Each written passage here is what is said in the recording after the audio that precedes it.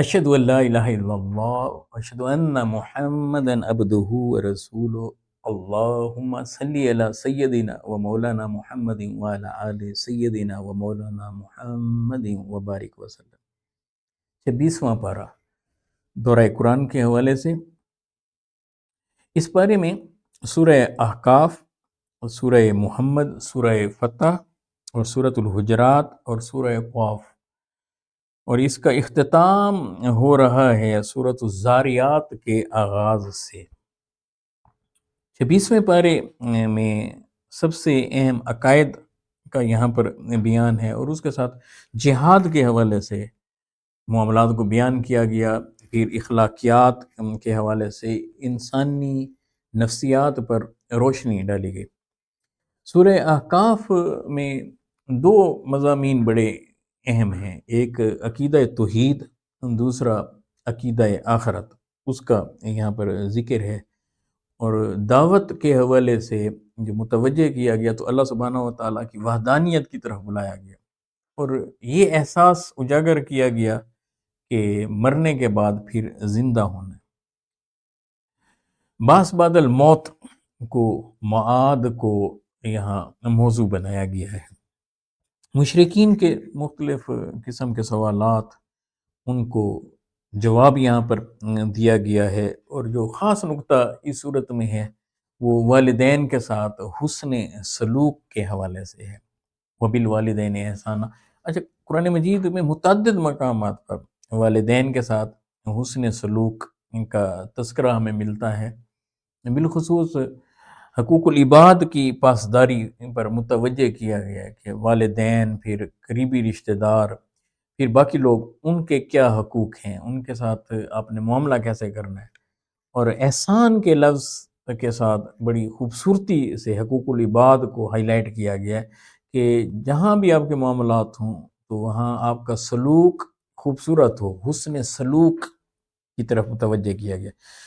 اور یہاں پر حولین کاملین کی بات بھی کی گئی ہے، رضاعت کے حوالے سے، کہ 2 کامل سال کم از کم جو ہے دودھ پلانا ہے بچے کو، اور پھر اس کے آگے بھی بیان کیا گیا کہ کتنا عرصہ اس سے آگے 30 ماہ کے قریب، اس کا تذکرہ ہمیں یہاں پر ملتا ہے۔ اس کے بعد سید عالم صلی اللہ علیہ وآلہ وسلم کے نام مبارک کے حوالے سے سورہ محمد، کیونکہ اس صورت میں آقا علیہ الصلوۃ والسلام کا نام نامی بھی آیا ہے۔ قرآن مجید میں 4 مقامات پر لفظ محمد کو بیان کیا گیا ہے، اور ایک جگہ لفظ احمد۔ اور قرآن مجید کی 6 صورتیں انبیاء کرام کے ناموں پر ہیں، ان میں سے ایک صورت سورہ محمد ہے جو آقا و مولا محمد مصطفیٰ علیہ الصلوۃ والسلام کے نام مبارک پر ہے۔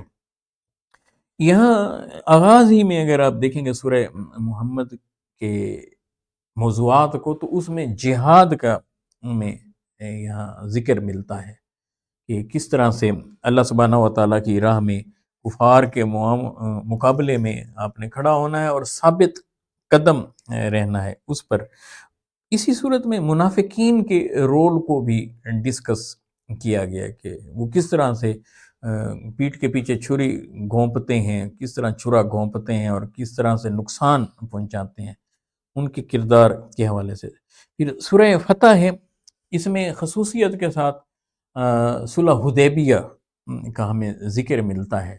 6 ہجری میں صلح حدیبیہ ہوئی تھی، سید عالم صلی اللہ علیہ وآلہ وسلم تشریف لائے مدینہ طیبہ سے مکہ المکرمہ میں، اور پھر صلح حدیبیہ ہوئی۔ اس کو اللہ سبحانہ و تعالیٰ نے فتح مبین قرار دیا، فتح مبین، اسی نسبت سے سورہ فتح ہم اسے کہتے ہیں۔ اور مسلمانوں کے لیے سکینت اور اطمینان قلب جیسی عظیم نعمتیں اتاری گئیں، اس کا تذکرہ ہمیں یہاں ملتا ہے۔ پھر اس کے بعد سورۃ الحجرات، یہ اس صورت میں ابتدا میں سید عالم صلی اللہ علیہ وآلہ وسلم کی بارگاہ کے ایٹیکیٹس کو بیان کیا گیا ہے کہ نبی خاتم صلی اللہ علیہ وآلہ وسلم کے علو مرتبت کے حوالے سے آقا علیہ الصلوۃ والسلام کی شان اور عظمت اور رفعت کو بیان کیا گیا، اور آغاز ہی میں یہ بیان کر دیا گیا کہ حضور کی بارگاہ میں ادب کے ساتھ پیش ہونا ہے۔ اگر بے ادبی کی، ذرا سی بے ادبی بھی کی تو آپ کے نیکیاں رائے گاں چلی جائیں گی۔ پھر اس کے بعد معاشرتی پہلوؤں کو ہائی لائٹ کیا گیا، یعنی آپ یہ دیکھ لیں کہ اہل ایمان کو متوجہ کیا گیا سورۃ الحجرات کہ ایمان والے جو ہیں وہ جب حضور کی بارگاہ میں حاضر ہوں تو اپنی آوازوں کو پست رکھیں، اپنی آوازوں کو دھیما رکھیں، اپنی آوازوں کو نیچا رکھیں۔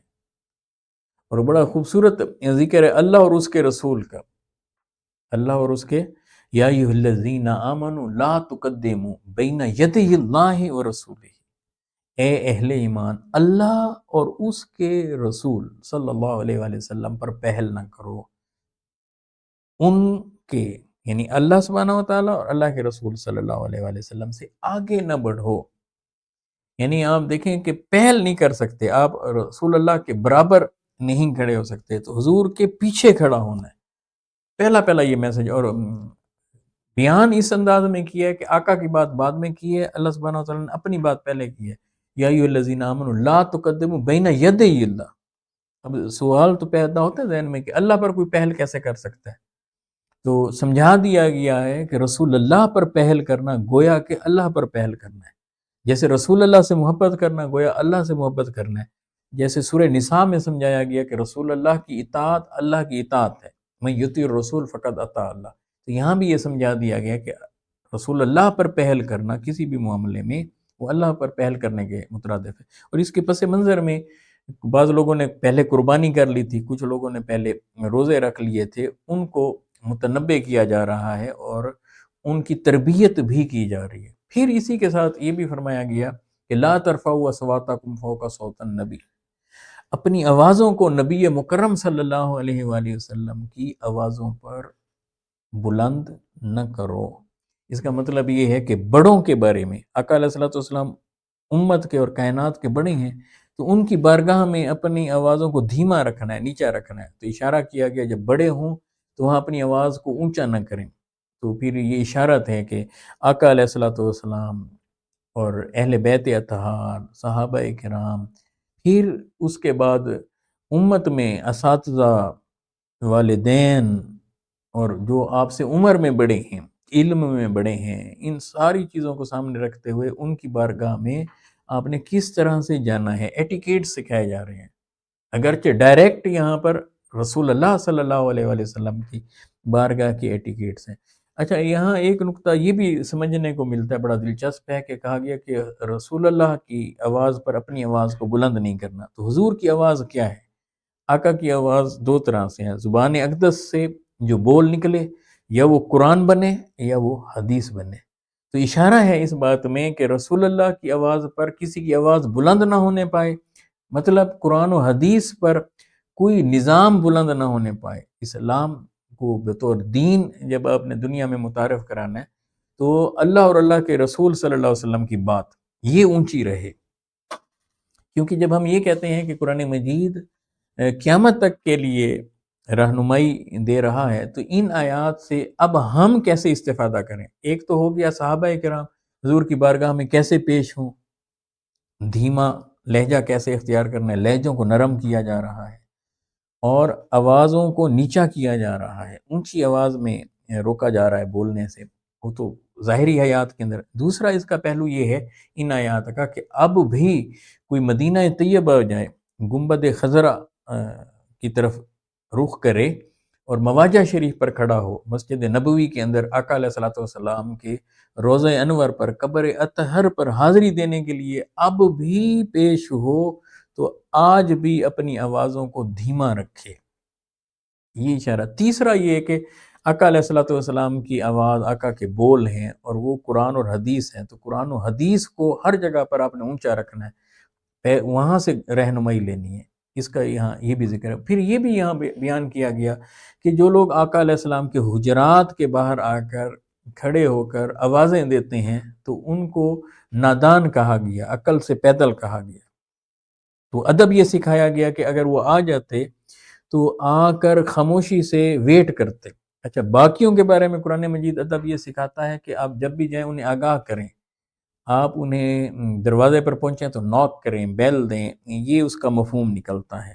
آداب یہ ہیں کہ وہاں جائیں اور اگر اجازت مل جائے تو ان سے ملیں، اگر کوئی جواب نہ دے تو واپس آ جائیں، یہ ادب ہے۔ مگر بارگاہ مصطفیٰ علیہ السلام کے ادب اس طرح سے سمجھائے گئے کہ ادب کے ساتھ عقیدہ سمجھایا گیا کہ آپ ایسے عظیم انسان کی بارگاہ میں حاضر ہیں، اللہ کے محبوب صلی اللہ علیہ وآلہ وسلم کی بارگاہ میں حاضر ہیں کہ آپ آ گئے ہیں تو اللہ سبحانہ و تعالیٰ نے انہیں آگاہ کر دیا ہے، لہذا آپ انتظار کریں، وہ خود باہر تشریف لائیں گے، یہ تمہارے لیے بہتر ہے۔ ایک اور بڑا اہم نقطہ کہ جنہوں نے ذرا سی بھی بے ادبی کی اور اپنی آوازوں کو آقا کی آواز سے بلند کیا، کہا کہ ان کے اعمال کو ہم ضائع کر دیں گے، انتہبت اعمالو ولیکن لا یشعرون، کہ انہیں شعور بھی نہیں ہوگا، انہیں خبر۔ یہ سب سے بڑا عذاب ہے، یہ سب سے بڑا عذاب یہ ہے کہ انسان نیکیاں کرتا رہے، نمازیں، روزے، حج، زکوٰۃ، تبلیغ وہ کرتا رہے اور یہ سمجھتا رہے میں تو بڑا اچھا کام کر رہا ہوں، لیکن بارگاہ مصطفیٰ علیہ السلام کی ایک بے ادبی نے سارے نیک اعمال ضائع کر دیے، انتہبت اعمالکم۔ اور نقصان کیا ہوا کہ اس کو خبر بھی نہیں ہوئی، شعور بھی نہیں ملا، پتہ بھی نہیں چلا، اگر پتہ چلتا تو وہ توبہ کر لیتا۔ تو یہ ہے اصل سزا، لہذا یہ بڑا حساس معاملہ ہے، حضور علیہ الصلوۃ والسلام کی بارگاہ میں آنا اور آقا کا ادب بجا لانا، اس کو یہاں پر بیان کیا گیا۔ اچھا، پھر اس کے بعد ان لوگوں کی تعریف بھی کی گئی کہ جو اپنی آوازوں کو حضور کی بارگاہ میں کیا کرتے ہیں، دھیما رکھتے ہیں، نیچا کر رکھتے ہیں، ان کی تعریف کی گئی۔ اچھا، ان کو بھی وہ کر دیا گیا جن کی آواز ویسے بائی برتھ لاؤڈ تھی، اونچی تھی، تو کہا گیا وہ مستثنیٰ ہیں ان معاملات سے، ان کو بھی کلیئر کیا گیا۔ آگے اس کے جو اہم ترین مضامین ہیں وہ زندگیوں کو بدلنے والے ہیں۔ کہا کہ تجسس میں نہ پڑو، لوگوں کی ٹوہ میں نہ رہا کرو، جاسوسیاں نہ کیا کرو، غیبت نہیں کرنی، چغلی نہیں کرنی، یعنی احترام انسانی کے وہ اہم ترین موضوعات یہاں ڈسکس کیے گئے ہیں کہ کاش کہ ہمارے گھروں میں سورہ حجرات کو سمجھ کر پڑھا جاتا، ایک ایک آیت پر عمل کیا جاتا تو ہمارا معاشرہ بدل جائے۔ اچھا، یہاں میل اور فیمیل کو الگ کر کے خطاب کیا گیا ہے، یہ بڑا اہم نقطہ ہے کہ مومن مردوں کا ذکر بھی کیا گیا، مومن عورتوں کا بھی۔ اس کا مطلب یہ ہے کہ ایک ایک انسان پر کام کیا جا رہا ہے کہ یہ جو اخلاقی برائیاں ہیں ان کو باہر نکلنا، معاشرتی طور پر معاشرہ کیسے خوبصورت ہو سکتا ہے اس کا یہاں پر ذکر کیا گیا۔ بالخصوص یہ جو ہمارے رویے ہیں، لوگوں کے بارے میں ہم پیٹھ پیچھے بیٹھ کر باتیں کرتے ہیں، لیگ پولنگ کرتے ہیں، چغلی کر رہے ہیں، غیبت کر رہے ہیں، بہتان لگا رہے ہیں، تہمتیں، ان سے یہاں واضح طور پر منع کیا گیا ہے۔ پھر اس کے بعد سورہ قاف ہے، پھر یہاں پھر مرنے کے بعد کیسے زندہ ہونا ہے اس کو موضوع بنایا گیا ہے، اور عذاب کے حوالے سے یہاں پر گفتگو کی گئی ہے۔ سورہ زاریات کی ابتدائی آیات یہاں ہیں جس میں اللہ سبحانہ و تعالیٰ کی قدرت اور اس کی نشانیوں کا ذکر کیا گیا۔ اللہ سبحانہ و تعالیٰ قرآن مجید کو سمجھنے اور اس پر عمل کرنے کی توفیق عطا فرمائے۔ السلام علیکم ورحمۃ اللہ وبرکاتہ۔